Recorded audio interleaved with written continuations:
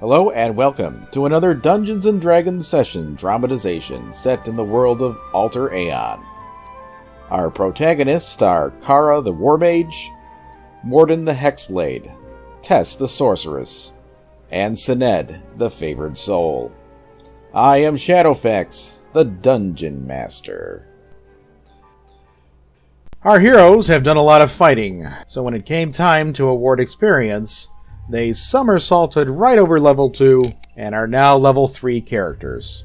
One notable thing about this session is the final fight, where Tess's familiar gets to showcase his special attack. Being a ferret, Fernando has a very low strength score, and actually has a strength penalty greater than his bite attack's die roll. However, the rules state that every lethal attack can do at least 1 damage. Ferrets have a special attack called Attach, where upon completing a successful bite attack, they can opt to latch onto their opponent and automatically deal bite damage each round. Usually what happens is that this forces the enemy to waste an action ripping the ferret free, but in the final fight, the opponent ends up without a free hand to do that. So, unaugmented by any magic, Fernando does exactly 1 damage per round on Tess's initiative each turn he's attached to an enemy. In a low-level encounter, 1 hit point can make all the difference. This session begins with our heroes walking south on the path to Vemarken, away from Stillwater, along with Valerio, the High Priest of Vemarken, and his 2 followers, Snark and Chris. It was early afternoon, the sky was partly cloudy, and there was a warm breeze blowing from the north. Sened continued to linger in the back of the group, looking sullen and repeatedly checking on the sunlight staff that he had wrapped up in a blanket.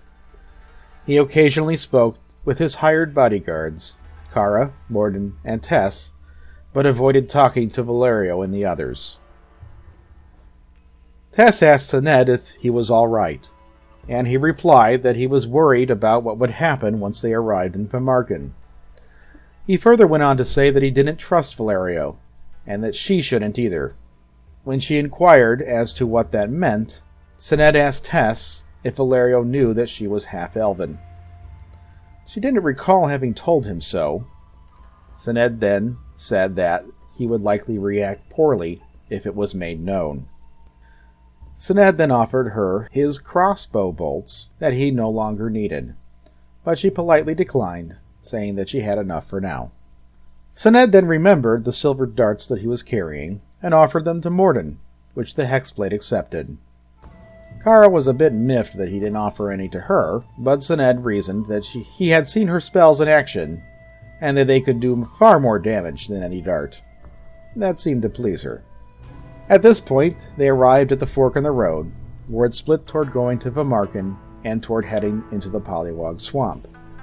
They found 6 bodies in the road at the intersection, all of them wearing black armor, like the bandits that had been with Pilar. The corpses had been stripped of everything valuable. An examination by Sened revealed that they had been slain with manufactured weapons, mostly piercing and stabbing. He opined that the men had been dead for less than a day. Kara and Morden noted the blood and disturbances in the dirt, which suggested a prolonged battle, and they discovered a lot of footprints leading back to Vemarken. The group of 7 pressed forward. It was near twilight when they once again saw the walls of Vemarken. Tess saw a number of people gathered outside the gate and squinted to take a better look. There were 11 of them. The group halted. One of the 11 walked away from the others, approaching our heroes at a brisk pace. What they saw was a woman with reddish-pink skin, like she was sunburned all over her body, which was easy to see because her black leather armor was quite revealing. Her hair was like charcoal, and she sported a small pair of horns on her head. There was something supernaturally alluring about her countenance. As she drew nearer, Morden remarked to no one in particular, "Here comes trouble." A magpie descended from above and flew near her, making tight circles until stopping to rest on one of her shoulders. The woman, obviously a tiefling, carried a really big sword, the blade of which was nearly as long as she was tall. The strange sight coaxed another offhand comment from Morden, who simply said, "That's new."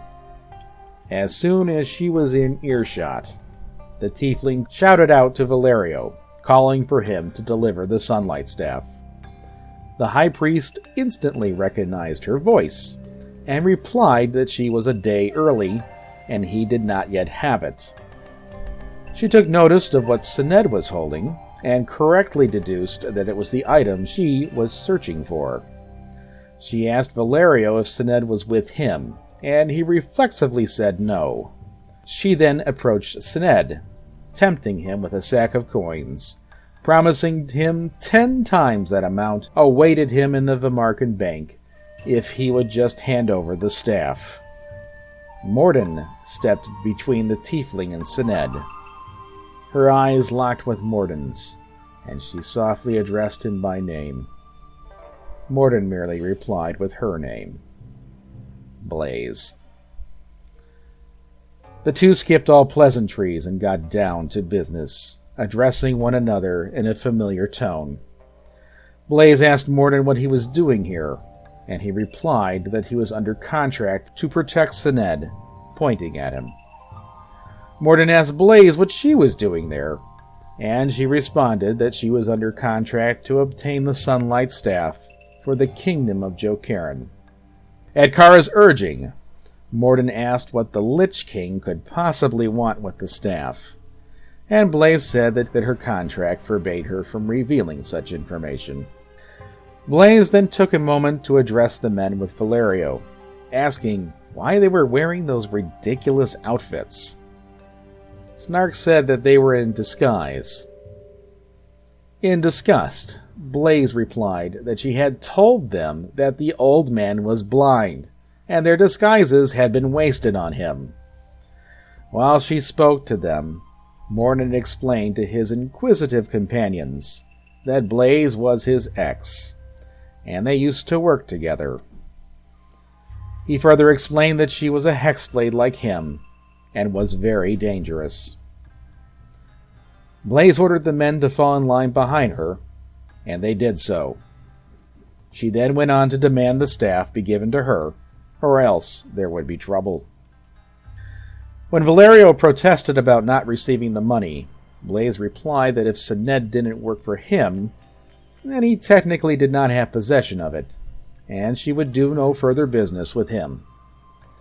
Sened took the opportunity to remind his companions that Valerio had promised to take good care of the sunlight staff, but it was obvious that he was going to sell it to this woman instead.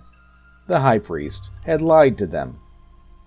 Although Tess was beginning to very much dislike this woman, she tried one last-ditch effort at diplomacy, trying to use the purpose of having to clear their names of murder charges to sway Blaze. Tess recalled the various diplomatic mantras that her mother had instilled in her while she was young, and while her reasoning was perfectly sound, Blaze would not budge. She stated that if she did not fulfill her contract, she could be killed for her failure. They were at an impasse. Morden said that they were done, and that they had other things to do, and if Blaze wanted to continue this conversation, they could work things out in town. He told the others to follow him, and proceeded to walk away from Blaze. She was not having any of that. She ordered them to turn around, and when they failed to do so, she commanded her men to attack. Tess reacted first, and with a clear shot at Blaze, she cast Magic Missile. With all the practice she had had in the field, she had discovered how to produce 2 missiles with each casting instead of just 1. Both projectiles of invisible force pelted the tiefling, knocking her back on her heels. Kara blasted Blaze with a lesser acid orb, most of which dripped off of her fiendish skin without harming her. Morden hexed Blaze and charged forward, cutting deep into her shoulder with his scimitar before she even had a chance to draw her weapon. Her magpie familiar retreated from the scuffle and took flight overhead. Blaze's oversized sword was tied to her with a rope, and by pulling a slip knot free, she loosened it and heaved it over her good shoulder. She tried to keep its momentum going and use it against Morden, but his hex had already taken hold, and she clumsily slammed the blade down next to him. She snarled at Morden and used an attack that she knew wouldn't miss. She hexed him back. Snark advanced on Tess, wildly waving his mace at her, but failing to actually strike her. Chris approached Kara, and with more precise aim, managed to steal a glancing blow on her. While the others fought, Sinet had moved into a better vantage near Kara. He unwrapped the sunlight staff and pointed it at Kara's attacker. Sinet spoke the magic word to activate the staff, and a beam of yellowish light erupted from its tip to strike Chris. The man was utterly disintegrated by the spell. Morden was in front of them and didn't see, but Kara and Tess were awed by the display, despite Sinet having told them what the staff was capable of at breakfast that morning. Sinet then began taking aim at Blaze. Meanwhile, Tess tried to take aim at Blaze as well, sidestepping Snark to line up another magic missile spell. Her opponent waved his mace in front of her face, distracting her long enough that she fouled up the casting. Kara, however, no longer having an opponent to break her concentration, cast another lesser acid orb, this time targeting Snark. Snark was busy with Tess and didn't even see it coming. The impact of the orb nearly knocked him sideways, and the acid gushed all over his body, melting and burning. He barely survived the blast, and involuntarily doubled over in pain. Morden swung at Blaze again, and she raised her sword to block the attack. Her weapon now locked with his. The tiefling hexblade made a quick assessment of the situation. She glanced down at herself, noting the gaping cut on her shoulder, the pair of huge, painful bruises on her chest, and the many small pussy sores all over her torso and arms. She looked at Snark in time to see him vomit. He was covered in sizzling lesions, and two of Morden's allies were advancing to no doubt finish him off. She noted the pile of ashes that used to be Chris, and that the instrument of his destruction was now pointed squarely at her. Blaze did the only sensible thing. She disengaged with Morden and stepped back. Blaze bowed, offered her sword to him pommel first, and said, "I yield." Kara and Tess stopped and looked to Morden to see what he would do. Sinet strode up beside Morden, steadily keeping the sunlight staff aimed at Blaze. He asked Morden, "Shall I dispatch it for you?" Morden said no, and that he accepted her surrender. To further emphasize the fact that he had beaten her, he slapped her sword from her hands, forcing her to kneel before him in order to pick it up. While retrieving her weapon, she asked Morden how he became so strong. "Leaving you, baby," Morden replied. "Leaving you." He turned his back on her and left her stooped on the ground. Morden asked the others how they were doing. Kara was a little banged up, but it was nothing that Sinet couldn't fix with a little healing magic. While they discussed the great power they had witnessed from the sunlight staff, Blaze solicited Valerio, who had kept his distance from the fight, for healing, giving him the bag of coins that she had offered to Sinet earlier as payment. As the High Priest healed Blaze and Snark, Tess collected the ashes of Chris in a pouch and gave it to Blaze, telling her that he could give the remains to his next of kin.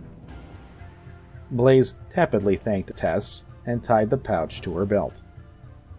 Now, while the conflict was short, it had not gone unnoticed by the other people milling around the gate of Vemarken. One of their number took the lead, and all 10 began to move. Observing their bright orange armor, Sinet informed the group the advancing men were anaranjados, members of a notorious street gang from Bandera Azul.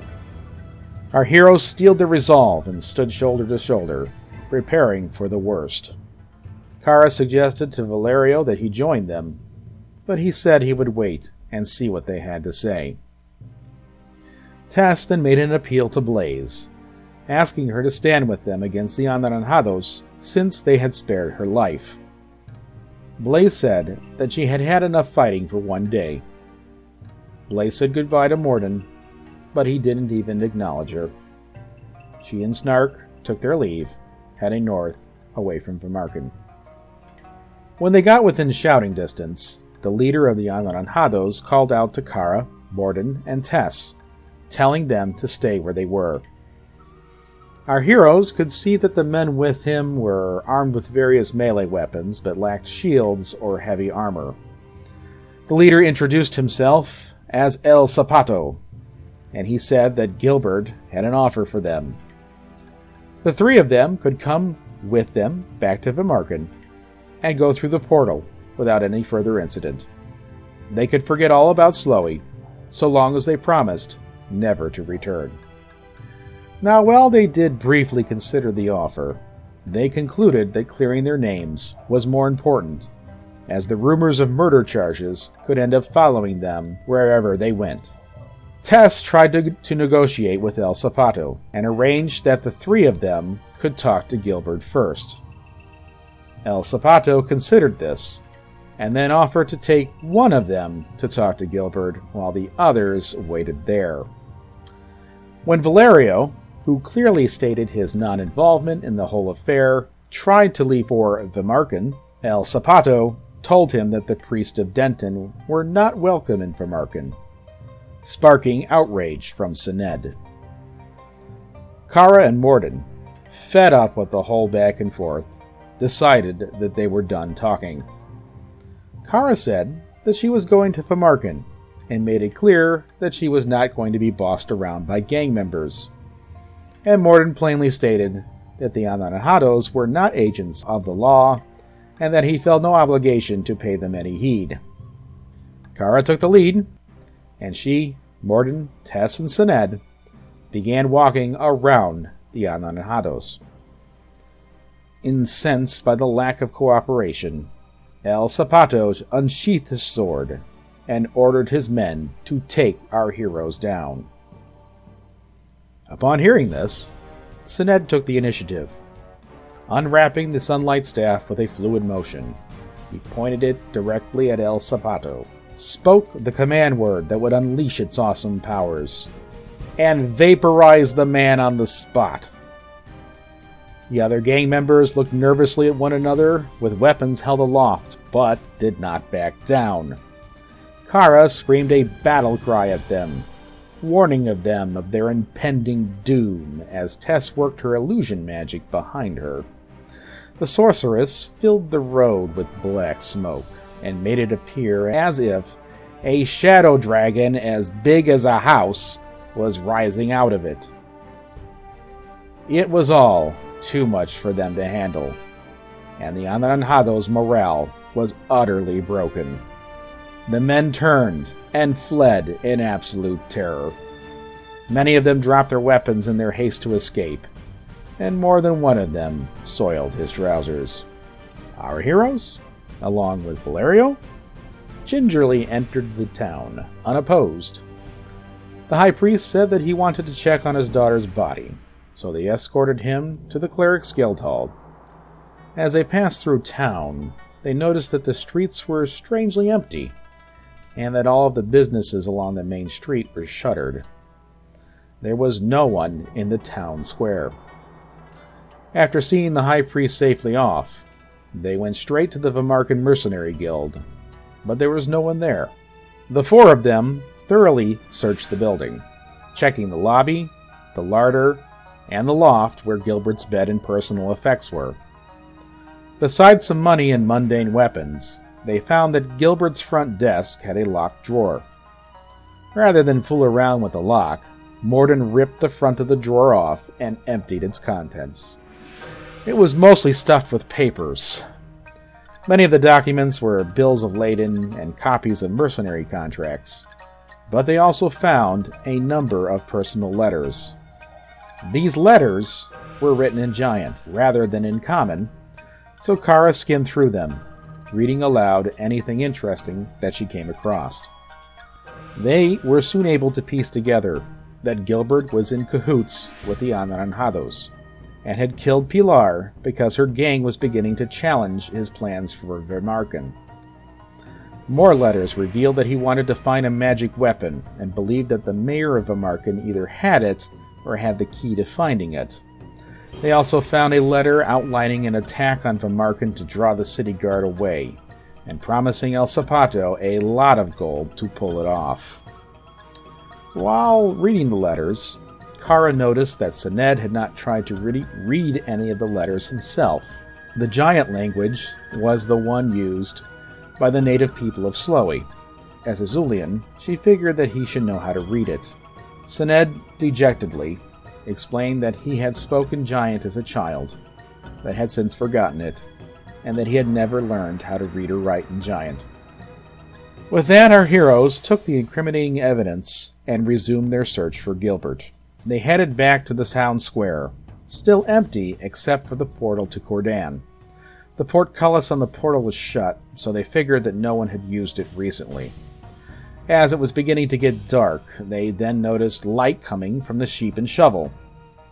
The four peeked into the window of the tavern and saw a half-dozen men in orange armor that looked familiar, seated near the entrance, and Gilbert sitting in the corner by himself. They decided to split up. Kara and Tess would wait by the front door for a few minutes before entering, to give Morden and Sened time to circle around and cover the back door. Fernando would keep watch on the windowsill to make sure Gilbert didn't leave before they were in position. So, Morden and Sened headed down the alley behind the tavern. Morden tried the door, but it was locked from the inside. He knocked on the door, and it cracked open. The tiny, timid voice of a little girl asked, "Can I help you?" The two men looked at one another, unsure of what to say. Meanwhile, the girls decided that they had waited long enough. Fernando returned to his mistress's side, and, with weapons ready, Kara and Tess strode through the bar's entrance. Gilbert instantly spotted them, and sprinted around the bar and ducking bartender toward the kitchen, shouting at the other men to attack. As the Anaranjados began to rise, Tess chided them and reminded them that their dragon was waiting outside the gate and that he was still very hungry. The gang members sat back down, let Kara and Tess pass by them, and snuck out the front door when they were no longer looking. The kitchen had little open space, with large sinks and tables on one side and ovens and cabinetry on the other. Tess caught up to Gilbert first and tried to stab him with her short spear, but the spearhead clanged off of his armor without harming him. Since Tess was in front of her and there wasn't any space to get around, Kara couldn't use any of her spells. Gilbert let go of his maul with one hand, scooped up the little girl by the back door, and beat the door open, breaking the chain lock. Before he could get out the door, Tess commanded her familiar to attack, and Fernando leapt from her shoulder and clamped his tiny but mighty jaws down on the nape of Gilbert's exposed neck. As the door flung open, Morden had already drawn his scimitar, but had little time to react as he had to stop himself mid-swing upon realizing that Gilbert had a hostage. Gilbert kept going, and in the split second he had to choose between muscling the burly, armored hexblade or the unarmored skinny priest out of the way, he chose the latter and bowled over Sened like he wasn't even there. An increasingly angry Tess was hot on Gilbert's heels. The girl Gilbert had essentially kidnapped reminded her of her little sisters, and Tess would stop at nothing to save her little sister. She paused running just long enough to cast a magic missile spell, which, thanks to the nature of the spell, hit Gilbert and not his hostage.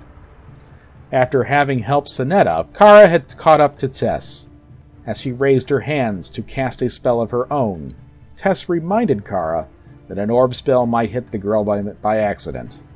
Kara, desirous to catch Gilbert alive, also cast Magic Missile, bludgeoning the mercenary guildmaster with another pair of invisible projectiles. Gilbert stumbled, but kept running, heading toward the southern gate of the town. Gilbert ran as fast as he could, but simply couldn't move fast enough in his full-plate armor to outrun Morden. Taking careful aim, the Hexblade tried to strike Gilbert without hitting the girl. He felt that his aim was true, but somehow he still missed. And he growled in frustration upon realizing that he was still affected by Blaze's hex. Sened, who was angry at being trampled, but not quite at Tess' level of anger, had cast a spell on himself in the alley before dashing to join the chase. His spell was now ready to discharge. He pointed his index and middle finger at the fleeing Gilbert and shouted, "You double-crossing swine!" The light that had been surrounding his body concentrated on his fingertips, and a beam of white energy shot out to strike Gilbert in the back.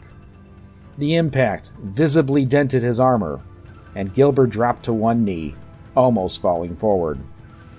Morden seized the opportunity, dropped his scimitar, and tackled Gilbert.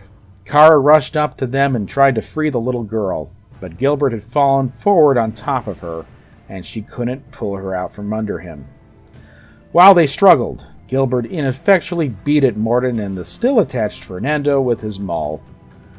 Then, in a mighty feat of strength, Gilbert managed to roll over and pry himself free from Kara and Morden.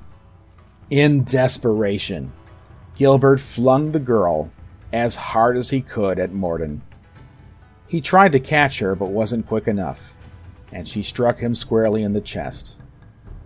Though the impact was a glancing blow to the armored Hexblade, the poor innocent girl was knocked out cold.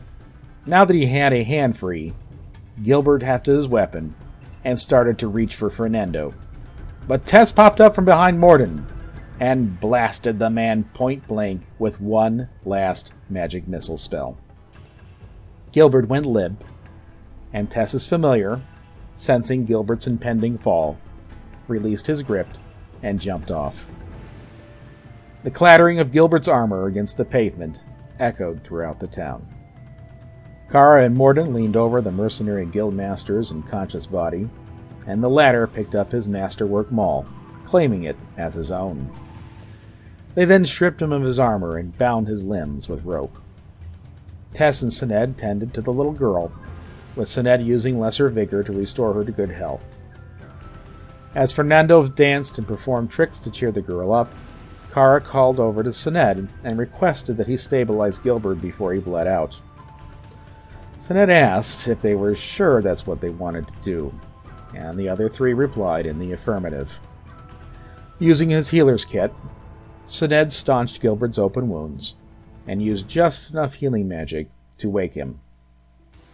Gilbert refused to speak to them. While Kara watched Gilbert and the little girl, the other three went over to the southern gate and saw the bodies of 2 city guards lying nearby. They closed the gate and then collected the others and went north to the town square. They dropped the girl off at the tavern, reuniting her with a very grateful father.